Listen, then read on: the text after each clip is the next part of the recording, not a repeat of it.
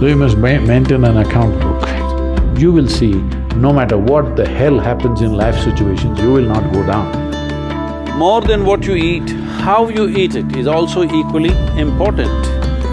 Check and see if you're still alive. If you are, just do this much for your sake.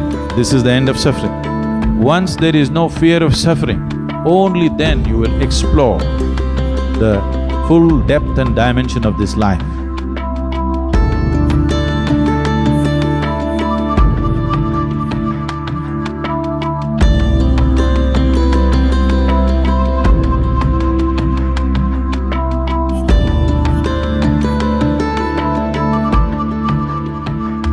Outside challenges are many. There are many things in the world. Some things will happen, some things won't happen, some things will act for us, something will work against us. These things are happening all the time. But am I functioning for myself or am I functioning against myself?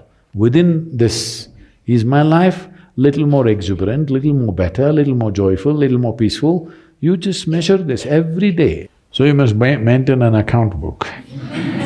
Yes, if you're doing business, how do you know whether you're progressing? Only one who keeps accounts knows whether he is making money or going down, isn't it so? Similarly, you must maintain an account. You just see, let's say yesterday you were joyful 5 times in the day. Today if you're 6, you're better. Tomorrow if you're 7, you're better. But day after tomorrow if you're 3, you're worse. How many moments of joy do you have? Why I'm talking about joy is we are not using joy as a goal. Joy is a measure. Joy means you're at ease. Joy means you become more of life than being a mental mess, isn't it? Joy does not mean that you attain to something. Joy simply means life has come to ease, you're not messing yourself up. Spend 5 minutes, have I been better today than yesterday? Has my day been better? Every day, if you keep accounts, you will see, no matter what the hell happens in life situations, you will not go down.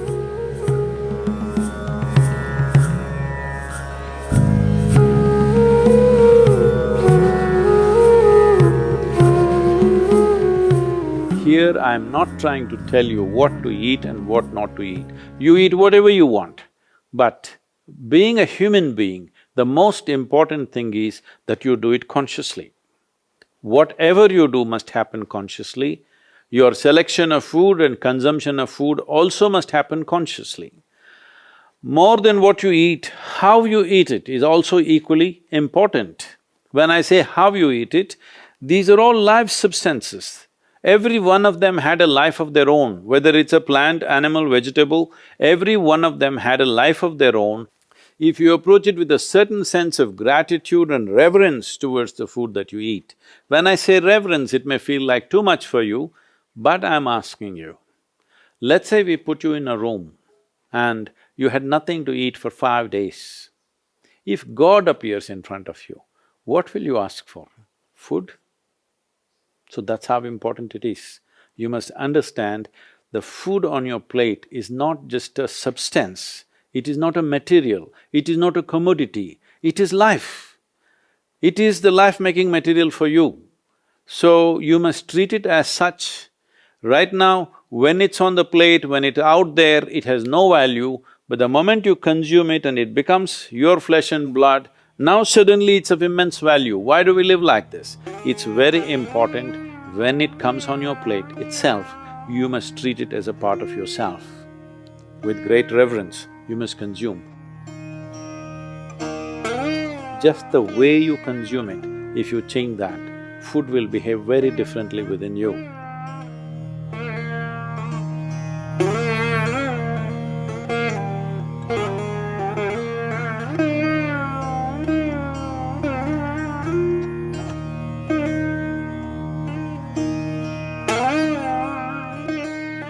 The soil that you walk upon has a certain sense of intelligence and memory.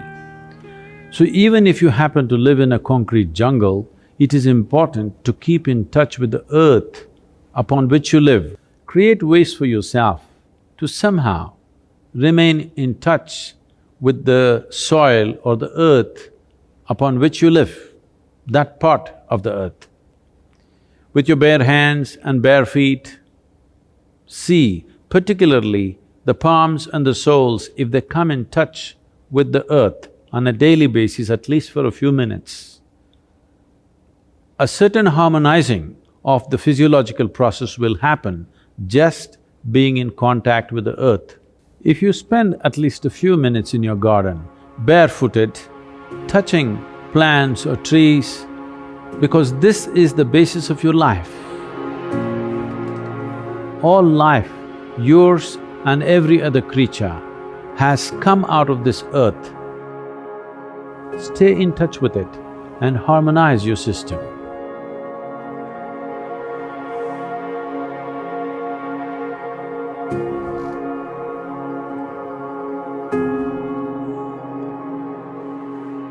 One thing is, before you go to bed, just sit in your bed just for 2 minutes.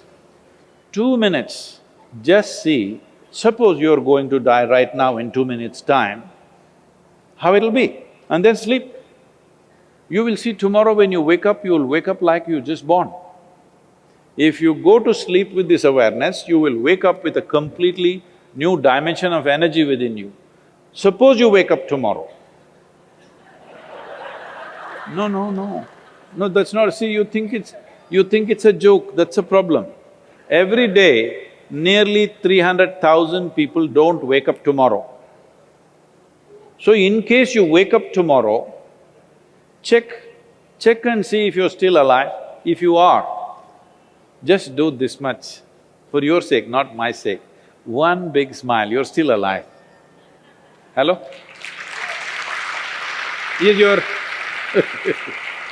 Is your life worth this much? See, do not think every day you will wake up, one day you will not wake up. Yes or no?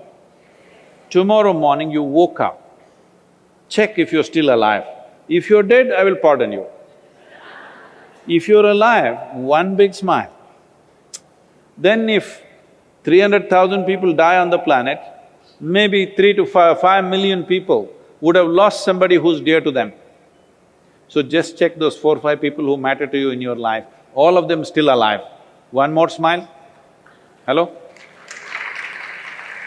And you looked at the watch, it's 7 o'clock and you're still alive. One more smile. Hello? From now on you must do this every time you look at the time. If you're alive, you must smile, because this is the greatest thing happening to you. Not your money, not your profession, not your family, you're alive right now, this is the thing. Very brief, let's make it happen.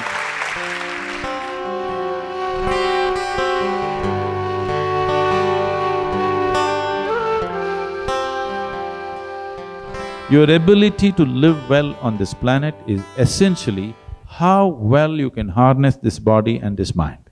Yes or no? So if you have to harness this the way you want it, it's very important. There is a little space between you and the body. There is a little space between you and the mind. Whatever suffering, any kind of suffering that you have known in your life has entered you either through the body or through the mind. Do you know any other kind of suffering? Do you know any other kind of suffering? Physical suffering, mental suffering. These are only 2 things you know, isn't it? If a little distance arises between you and the body, between you and the mind, this is the end of suffering. Once there is no fear of suffering, only then you will explore the full depth and dimension of this life. So, one thing we want to do is, we are bringing this what's called as Isha Kriya, which gives you a distance between you and your thought, between you and your body. If people experience this for 2 minutes a day, their lives will change. Definitely, I'm telling you. Once they know the freedom of it, you will not like anything. You will not like any drink or drug or whatever, because it is a much big high than that. Much big high than anything that you have seen. So one of the resolutions that you take for the new year is, I meditate.